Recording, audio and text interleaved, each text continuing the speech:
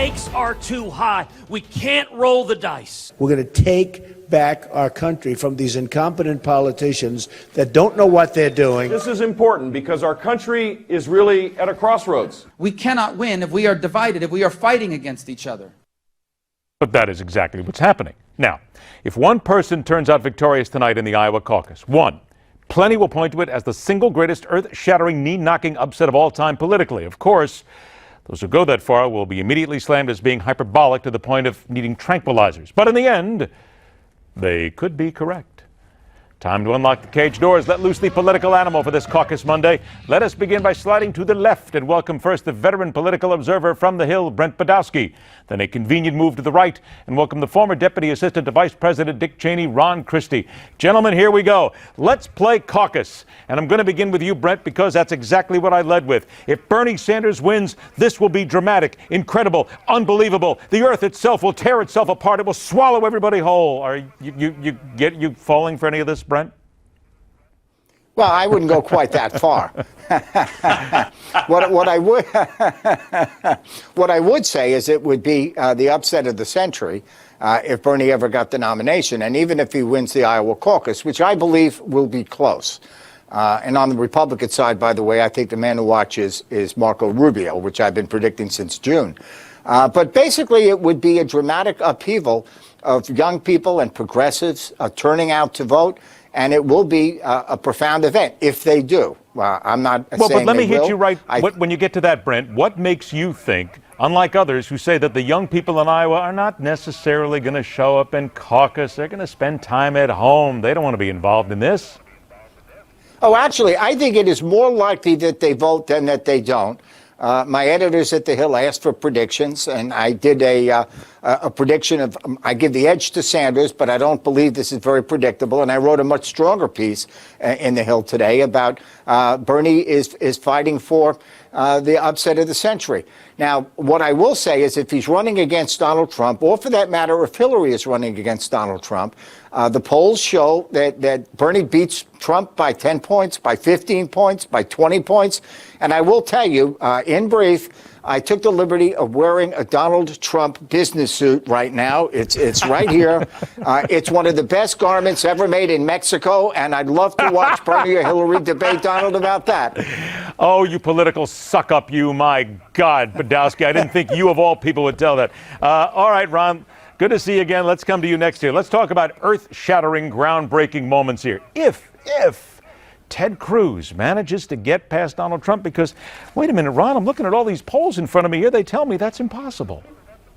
Well, I never believe anything's impossible in politics, Ed, but let me say this. I think what you're going to see tonight is really two extremes. It's the question of organization versus message. Donald Trump, no question, has the message. He's got the crowds. He's got a lot of people behind him.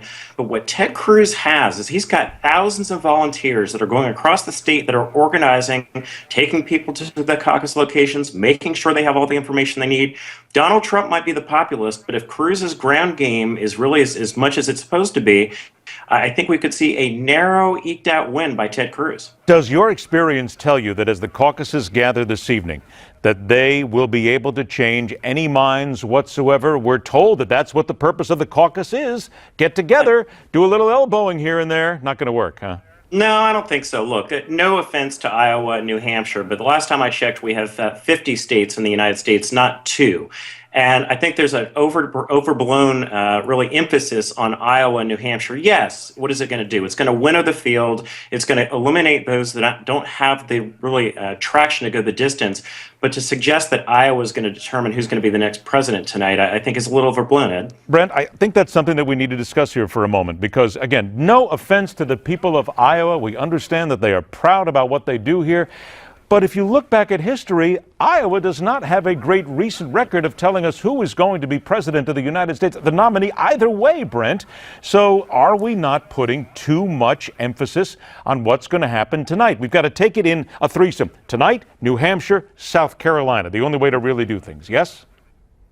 Yeah, I agree. I agree with Ron. I agree with you. I think that Iowa is important in two ways. On the Democratic side, It's going to show whether the Bernie Sanders revolution is real people who actually come out to vote.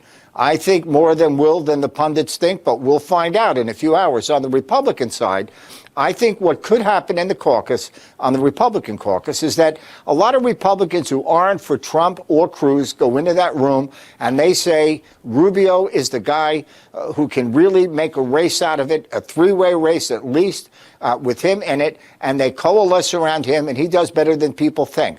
But either way, I agree with what Ron said. We're not in a 24-hour news cycle. We're in a long slog of a campaign. This is the opening salvo. There's a lot more to come, and it ain't over even close when today is done. Hey, Ron, I only got about 30 seconds left. This was interesting. A survey conducted by the Government Business Council today found that about 1 in 4 federal employees would consider leaving their jobs if Donald Trump is elected president. Isn't that just making Trump's point?